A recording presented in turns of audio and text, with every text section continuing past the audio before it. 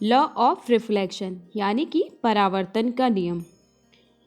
इस नियम को समझने से पहले हम उसके कुछ बेसिक पॉइंट्स के बारे में डिस्कस करेंगे। आइए आपको इसे एक एग्जाम्पल के थ्रू समझाने की कोशिश करते हैं।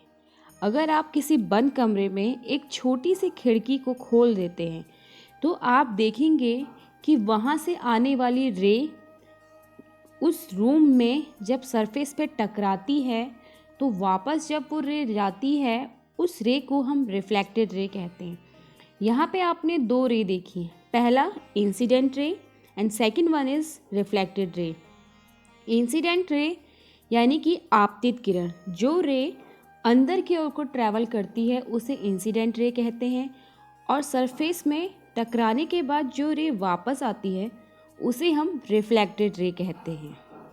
जिस पॉइंट पे इंसिडेंट रे और रिफ्लेक्टेड रे मिलती हैं वहाँ पर एक परपेंडिकुलर बनता है जिसे हम नॉर्मल कहते हैं। तो लॉ ऑफ रिफ्लेक्शन का फर्स्ट लॉ यही है, incident ray, reflected ray and the normal all lie in the same plane. और इसी तरीके से हमारा सेकंड लॉ ये है कि जो हमारा एंगल ऑफ रिफ्लेक्शन है is always equal to the angle of incident रे।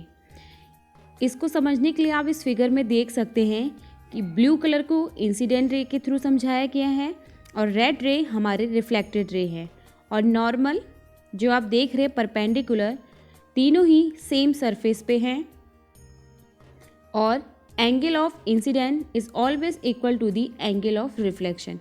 तो ये थे हमारे लॉ ऑफ रिफ्लेक्शन।